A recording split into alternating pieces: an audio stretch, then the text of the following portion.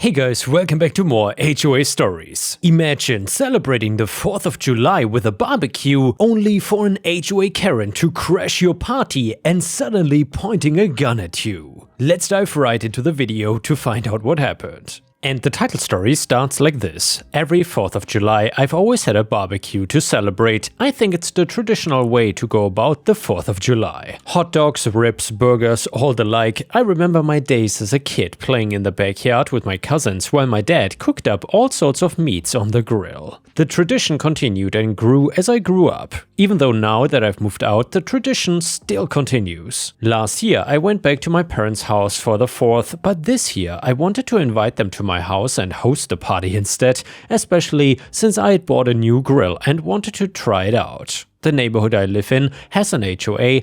Unlike most, at least the ones I've heard online, mine is actually pretty chill and gets things done. For the price I pay, the membership is worth it, and they do have a few rules in place for the sake of the community, especially regarding parties. The rules are not too strict, they just dictate the hours of when the party can take place and how loud we can be. I know my family is not too loud, so I was not too worried here. I just let my two next door neighbors know that I was gonna have a party, so if they were concerned about noise or something, they could talk to me about it. One of my neighbors was leaving anyway, so it didn't matter to him. The other actually had no plans, so I invited him to the party. He was happy with the idea, so that was settled, and my parents and some extended family arrived at around noon for the party. I started cooking for everyone. It was just the average stuff that I had mentioned earlier, like hot dogs and burgers, things like that. And by the way guys, let me know in the comments, how do you celebrate the 4th of July, if you celebrate it, aka if you're from the US, and what kind of food do you usually eat? Anyway, at around 4 PM, I heard excessive ringing at my doorbell. I went to the front to check out who it was, and I saw my neighbor, who I will be calling Karen. She lives across from me, and I don't talk to her much, for a reason. She is generally regarded in the neighborhood as an uptight, narcissistic person and is always causing trouble. She's a stickler for the HOA rules since she's in one of their committees, not a board position mind you, just a committee, and tries enforcing them even though nobody is particularly violating them. That's what I heard from my neighbors who've had Karen complain about them for no good reason in particular. So when I saw her outside my door, I knew that it couldn't have been for a good reason. I answered the door and tried to be friendly with Karen, asking her how her 4th of July was going and what she needed. She replied very indignantly that her 4th was going terrible. I asked why, and she said it was because of my barbecue. I then told her that if my guests were being too loud, I could tell them to be quieter, though I didn't think we were that loud and she was across the street, so I feel like she wouldn't be able to hear much anyway. She said it was not the volume, but rather the fact that I was having a barbecue at all. I was very confused by this, and so I asked her what she meant. She said that because she was vegan, she was offended that I was having a barbecue and demanded that I either call it off or stop cooking the meat, eating something vegan-friendly instead. Sure, Karen, let me barbecue some lettuce just to make Gordon Ramsay happy. I was shocked at the sheer audacity of her demands. Look, I have nothing against vegans, but Karen certainly was not helping the already negative reputation that vegans have. We were all fine with eating meat. Why do we have to stop for her when she's across the street? The thing is, too, Karen is not a genuine vegan. I don't think so, at least. Lots of vegans are vegans for specific reasons like health, environmental concerns, etc. But Karen is the type of person to try and do things to feel better about herself, like giving away to charity and then flexing about it to make herself feel better. I'm not trying to exaggerate or judge, but she literally does that. So her being defensive about veganism and trying to force everyone to follow along was not only annoying but downright hypocritical. But hey, what do I know, right? So I tried to get her to calm down and leave the party alone. I told her most of what I said above, obviously in a more calm, less aggressive tone, and without the fake veganism stuff. She became very offended and said that I was discriminating against her. I asked her how our cooking would affect her if she was not even in attendance at the party or consuming any meat products. She said that it was because she was smelling the meat and it was making her nauseous. I highly doubted that it was that, but while I wanted to give her the benefit of the doubt, I suspected that this was just one of her many typical complaints. So I apologized but said that I was not gonna completely uproot my 4th of July plans because of one person's complaints. I quickly said goodbye and shut the door, hoping that would make her leave us alone. She yelled at the door for a bit, but when she realized I would not respond, she finally turned back around to her house. I thought that was it and returned to the barbecue. My neighbor asked if everything was alright and I explained what happened with Karen. He agreed with me, saying that Karen was probably just trying to cause trouble and that she didn't actually care about veganism. I thought that was that and I refocused on the party, but then 5 minutes later, Karen showed up in my backyard again. For context, there's a small pathway on the left side of my house that leads into the backyard. There's a gate/door that prevents people from walking in, but I had it open so that my guests could enter and I had forgotten to close it. So Karen arrived and she started screaming at all of us again that we needed to shut the party down because it was violating her rights as a vegan. I stepped forward, trying once more to get her to leave and calm down, but she wouldn't. I barely remember what I said or what Karen said for that matter. I just remembered that she was screaming so loud. And then, before I could even really comprehend what was going on, she whipped out a gun. I know that sounds insane, but she really did. Immediately, everyone started screaming, getting out their phones to record it or to call 911. My neighbor, who's actually a police officer, began using de-escalation tactics to get Karen to calm down. When that didn't work, he actually whipped out his badge and demanded that she put the gun down or she would face even more serious consequences. That is the thing that finally brought Karen back to reality. She immediately backed down and tried insisting on forgiveness, making up all sorts of excuses. She even tried saying that I threatened her first. However, my neighbor knew this obviously wasn't true, and besides, I don't think any threat I could have made would have warranted trespassing on my property and waving a gun at me. He kept her under her watch until the on-duty officers could arrive, and when they did arrive, the officers immediately arrested Karen. My neighbor explained the situation to them, and then they interviewed the rest of us, taking our statements. Of course, it was quickly concluded that Karen was in the wrong and she was charged with trespassing and brandishing a firearm. Other than that, however, the barbecue went great, even though we were all a little shaken by it. Karen was forced to do some jail time. That relieved me. I mean, if she pulled a gun on someone just because they were having a barbecue, what else would she do with her gun for a bigger offense? What was even better was that the HOA took action against Karen, holding her accountable. They removed her from the committee board that she had been on and released a statement apologizing on her behalf, which they really didn't have to do, for the numerous incidents that Karen has caused. They officially made it so that Karen was not a recognized authority in the HOA and could not regulate or enforce their rules, and I know Karen was heartbroken by that. They publicly named her too, which ruined her reputation. I think it would have been ruined anyway, since the gossip spreads like crazy around here, but by doing it so formally and so publicly, it was made known to the entire neighborhood, and very quickly too. Karen is pretty much a recluse now, since nobody wants to be associated with a gun-brandishing psychopath. Part of me feels bad, but I know that it's absolutely what she deserved. And the next one is an amazing malicious compliance story that you don't want to miss. And by the way, if you still enjoy the HOA Karen stories, please don't forget to like the video and post a comment, because that would help me a lot. This one is titled, "Only teach what is on the test? No problemo." So about 2 months ago, I worked for an absolute tyrant of an administrator. The dude was terrible enough to warrant me writing in the apparent point of view of a 48-year-old teacher wishing he was Sigma. But I digress. Before working for this school, I was teaching 8th grade math, 4th grade math, or being an academic coach for the previous 18 or so years. I switched school primarily due to the location. I found a school on the other side of the mountain I stare at nightly and figured it was a good match. But nope, this admin, we will call him Pop and Fresh, shut me down every step of the way. I entered the school middle of the school year with very rough kids, and my first day training, the academic coach for the school and district trained us up on this math/ELA/anything you want gaming program called GymKit. I understand that Gym or GymKit is not education in and of itself. It's simply a 5-minute tool to find out if kids know the content, and it engages the kids greatly. My first day with students, I saw their terrible behaviors. They ran 2 other teachers out of there evidently, so I decided decided it was going to take a little bit of grace to get them to listen to me. I showed them GimKit and they had propped open their Chromebooks for no more than 30 seconds when TA, aka terrible admin / popfresh, came in and shut it down instantly. He never assesses the situation. He just sees kids on hokey looking activities as he literally pops in the classroom bouncing around like he's on something. Anyway, this happened all the time. I would instruct for no more than 8 minutes tops and walk around and help them with concepts the best I could. I would be walking around and he would pop in and tell me to change something, like clockwork. Every program or strategy or center-based activity I try to use to get the 7th graders motivated gets shut down instantly, and he finally says out loud, "Teach only what's on the tests, nothing more." Betcha. I took this as an opportunity to enter some malicious compliance with a side of, I cannot believe I'm here.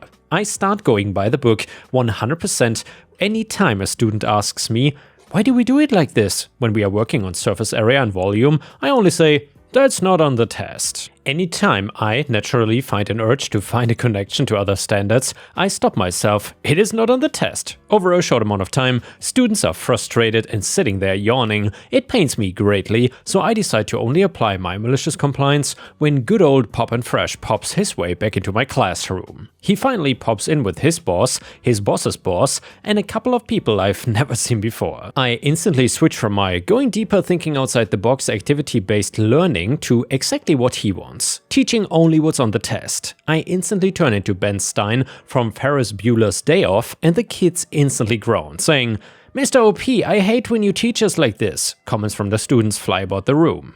"This is the worst part of my day. I hate math now, thanks," and many much more colorful, expletive-laden commentary. Frank Calindo even popped in for a spell saying, "Now here's a guy who doesn't know how to motivate students." Boom. Pop and Fresh even doubled down on his usual banter, putting on a show for his crew of bosses. "These kids seem highly unmotivated, OP. We need to meet about this if you cannot get them engaged." I interjected, "You said to only teach what's on the test, so that's what I'm doing. Only what is on the test, right?" Like, if they wanted to know why this happens or that happens or how to solve this a different way, that's not on the test, right? You told me to just be up and be teaching and never have them on their Chromebooks, right? I said this to him in definite earshot of his accompanying party, mainly because I had a feeling these were the head honchos. The ones who signed off on spending all that money to make our school a true one-to-one school, a school where every student has a Chromebook. Not utilizing the Chromebooks is something I knew that was something Pop and Fresh believed in, but I had a feeling that the district would want the kids properly utilizing them. He answered back to me saying, "I only stopped you from using the Chromebooks because the kids were all just playing games." The students interjected then and saying, "It's a math game." The head honcho moved to Interjection City. "Well, let's see what this math game is all about." I had the kids get their Chromebooks. They all excitedly logged on. I pulled up a surface area and volume GimKit, and the kids were feverishly playing the game using pencils and notebooks to solve the problems needed to be answered to gain ammunition in their game. It was active and it was fun for all. I paused the game when needed to show different ways to isolate the variable when solving surface area problems, especially of spheres and cones, etc. It was what education was supposed to be. Well, Pop and Fresh ran out of pop, and by the end of the day, I received an email from the head honcho himself asking me about him and how things were going. I was honest with him. I told him about his assaults, threats of assaults, and hiding assaults. All things that I'm sure would be an interesting part of this tale, but they are not related to the MC inherent here. It's also an ongoing investigation, even 2 months later, as I'm teaching at a new school on the other side of the proverbial mountain. Pop and Fresh is under investigation for what he's been doing to me and other new teachers to the school, and it's crawling all the way up the chain. Last I've heard, Pop and Fresh is getting suspended. And now let's move on to the next story. It starts like this. So I am one of those strange people whose heart races when they discuss history. Everything old, musty and dusty makes my pulse quicken. From reading historical accounts to collecting artifacts from the past, it's more than a hobby, but rather a lifestyle for me. That is why when a local historic mansion came on the market, I made it my mission to own it. The house in question was an 80-year-old estate of showstoppers show-stopping stature. It was a gorgeous mansion on a manicured lawn. The original owner was the spinster daughter of a canned food tycoon and the sole heiress of an enormous fortune. She was known for her eccentricities. She commissioned a hedge maze and brought in rare lady slipper orchids to fill the flower beds. The first owner's over-the-top gilded age flair made the mansion exceptional. Even after she was gone, the mansion stood out as a one-of-a-kind home in a sea of small craftsman homes with average lawns. The town was cute and full of charm, but it had no other buildings that compared to my grand estate. In fact, my home was the oldest standing building in my section of town, predating all the surrounding neighborhoods by up to half a century. I like to think of the estate as my personal place. It was the ideal spot for holidays, events and gatherings, and after a few years of living there, my friends, family and community came to know my home as the spot for amazing, elegant parties. Everyone loved coming to my parties just to get a glimpse of the house, so I made it a point to throw an annual soiree at the start of every summer. I invited the whole town, that way everyone could see the mansion in all its glory and I could meet my neighbors. The party was always a blast and it always led me to new and interesting people. It was at one of these excellent get-togethers that I first met Hank Howard, the new president of the local homeowner association. He was introduced to me by an old friend from town and at first he seemed like a harmless busybody. Little did I realize that Hank and his HOA would come to haunt my nightmares. Our first interaction was cordial though. He told me how he moved to town about 6 months ago and immediately found his place on the local HOA board. He was a retired man with an overinflated ego, but I was a good host, so I heard him out. Hank from the HOA said, "And since I began my tenure as HOA president, everyone has started towing the line. Trash cans are brought in on time, chipping paint is addressed quickly, and dues are paid on time." "That's amazing," I said, although I actually found him very boring and was desperately searching for a way out of the conversation. "But if you will excuse me, it looks like someone needs my help with appetizers. Nice meeting you though." I shook his hand and hurried away from his boring HOA jabber. By the end of the party, I had totally forgotten all about Hank and the association. I didn't give him another thought until a week later when he showed up on my doorstep. My son answered the door and let the HOA president in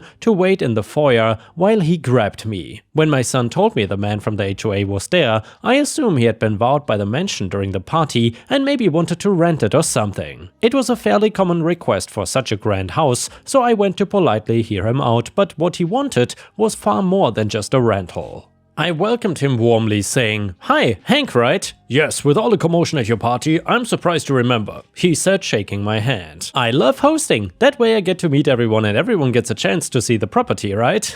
I said. "Funny you should mention the property. That's why I'm here," he said. I still smiled. I knew he was here about renting the garden or the hall for some big bash. "Oh?" I said. "Yes. Well," he paused. "It's rather unpleasant business, but I'm actually here to collect the debt." I was stunned. I just met this man and had only talked to him once. How could he think I was indebted to him? "A debt?" I asked. He frowned as if to show that he was getting no joy from this conversation, although I had a sinking suspicion that the exact opposite was true. "Sadly, it seems as though the owner of this property has not paid its association dues well, ever," he said. "The homeowner association dues?" "Well, that's because the mansion doesn't belong to the HOA," I said. "Please excuse me, but you're wrong. I'm a town records buff and I reviewed the records. This property is part of the HOA and it owes a ruinous amount of dues," he said, and this time I was sure I detected the hint of a smirk. I was losing my temper with this overinflated man quickly. "Records? You want records? Well, I will get you records. Follow me," I said, gesturing for him to follow me to the library. In the library, I searched quickly and found exactly what I needed.